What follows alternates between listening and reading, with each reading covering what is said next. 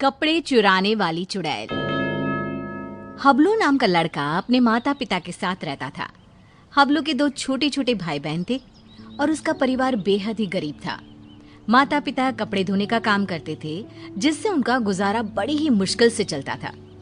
कुछ दिनों से हबलू के माता पिता की तबीयत खराब होने की वजह से उसे ही नदी पर जाकर कपड़े धोने पड़ते थे। एक दिन की बात है, हबलू नदी के किनारे बैठकर कपड़े धो रहा था। ये जिंदगी भी कोई जिंदगी है, लोगों के कपड़े धोना। अगर कपड़े अच्छे से ना धुले तो लोग कितना सुनाते हैं और ऊपर से उल्टा पैसे भी नहीं देते। कपड़े धोने की वजह से नदी का पानी गंदा हो जाता है। उसी नदी में एक चुड़ैल रह रही होती है। जब वो नदी का पानी गंदा देखती है तो गुस्से से पागल हो जाती है। कौन है जो मेरे रहने की जगह को गंदा कर रहा है? अभी जाकर बताती हूँ उसे। हबलू नदी में कपड़े धोकर उन्हें वहीं पेड़ से बंधी रस्सी पर सूखने के लिए डाल देता है और वहीं पेड़ के नीचे कपड़े सूखने तक उनका इंतजार करने लगता है। हबलू को पता ही नहीं चलता कि बैठे बैठे कब उसकी आंख लग गई और कुछ ही देर में चुड़ैल भी नदी से निकलकर आ जाती है। कौन है जिसने मेरे रहने की जगह को गंदा किया है? तभी चुड़ैल की नजर रस्सी पर सूख रहे कपड़ों पर पड़ती है। अरे वाह, ये कपड़े तो बड़े ही सुंदर सुंदर है और ये साड़ी कितनी खूबसूरत लग रही है। तभी चुड़ैल अपने पहने हुए कपड़े देखती है। मेरे कपड़े कितने गंदे हैं, हम लोगों को तो अच्छे कपड़े पहनना नसीब में ही नहीं होता। तभी चुड़ैल कपड़े देखकर सोचने लगती है, क्यों ना इनमें से एक कपड़ा चुरा कर मैं पहन लूं, कौन सा इस लड़के को पता चलेगा। चुड़ैल जल्दी से रस्सी से एक साड़ी उतारती है और नदी में ले जाकर पहन कर देखती है।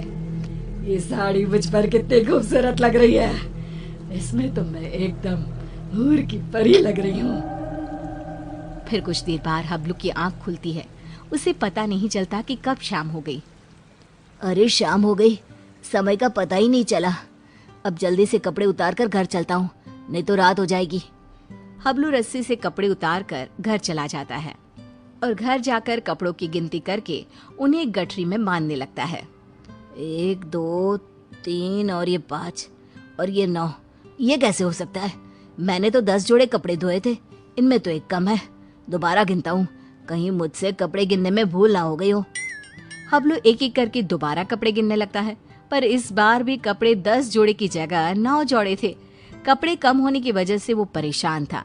ये सब सोचते सोचते उसे कब नींद आ जाती है पता ही नहीं चलता।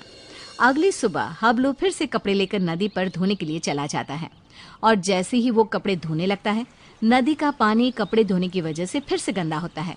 ये देखकर नदी में रह रही चुड़ैल आग बबूला हो जाती है।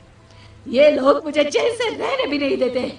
आज फिर ये लड़का कपड़े धोकर मेरी रहने की जगह गंदा कर रहा है। आज मैं ऐसा सबक सिखाऊंगी कि ये कपड़े यहाँ धोना ही भूल जाएगा। हबलू के कपड़े धोने के बाद वो उन्हें पेड़ से बंधी रस्सी पर सूखने के लिए डाल देता है।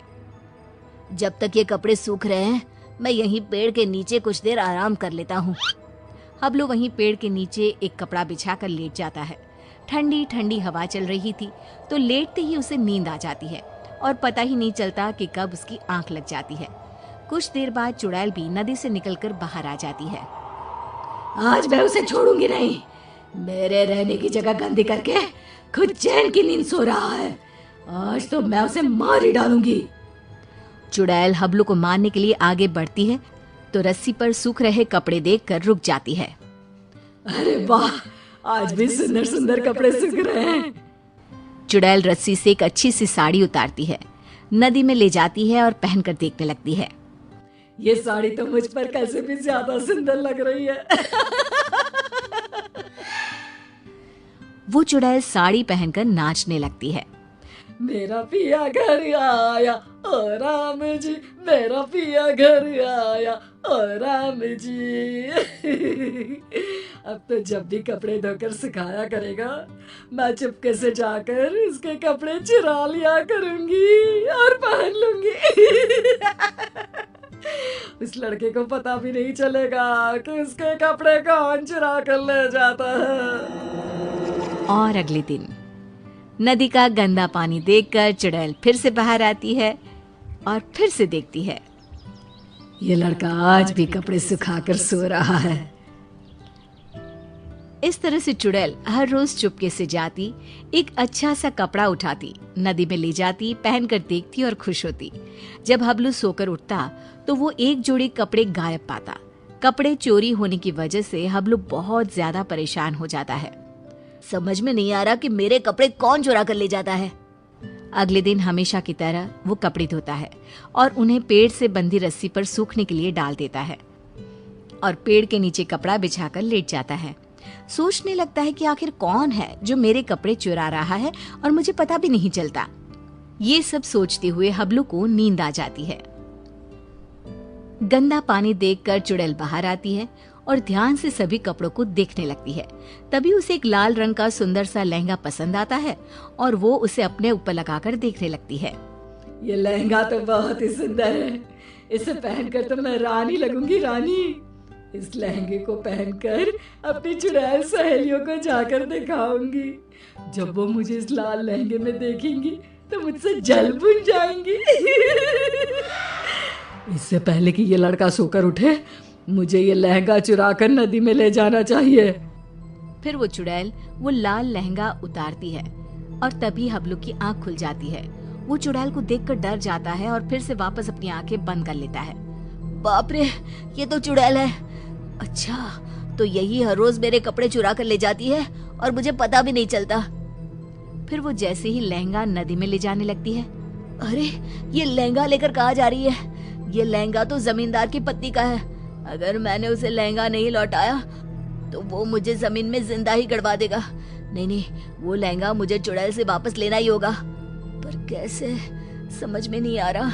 वो लहंगा मैं चुड़ैल से लूं तो कैसे लूं? हबलू बाकी के कपड़े उठाकर घर ले जाता है और रात को लेटा हुआ चुड़ैल से पीछा छुड़ाने की सोचता रहता है। तभी उसके दिमाग में एक तरकीब आती है। हाँ, ये ठीक रहेगा। इससे चुड़ैल कपड़े भी नहीं चुराएगी और हमेशा के लिए वहां से चली भी जाएगी। फिर जैसे ही सुबह होती है, हबलू हमेशा की तरह कपड़े धोकर रस्सी पर सूखने के लिए डाल देता है और पेड़ के नीचे जाकर सोने का नाटक करने लगता है। लगता है आज फिर इस लड़के ने कपड़े धोए हैं। चुड़ैल नदी से निकलकर बाहर आती है तो देखती है कि रस्सी पर केवल आज दुपट्टे ही दुपट्टे सूख रहे हैं। ये क्या, आज सिर्फ दुपट्टा? कोई बात नहीं, आज मैं इसे ही ओढ़ लेती हूँ। जैसे ही चुड़ैल रस्सी से दुपट्टा उतार कर उड़ती है, उसके पूरे शरीर पर खुजली होने लगती है।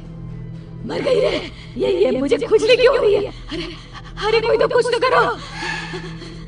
हबलू आंखें बंद करके सब कुछ देख रहा होता है। अब आएगा मजा। बड़ा रोज कपड़े चोरी करके पहनती थी, अब पहन कर देख कपड़े।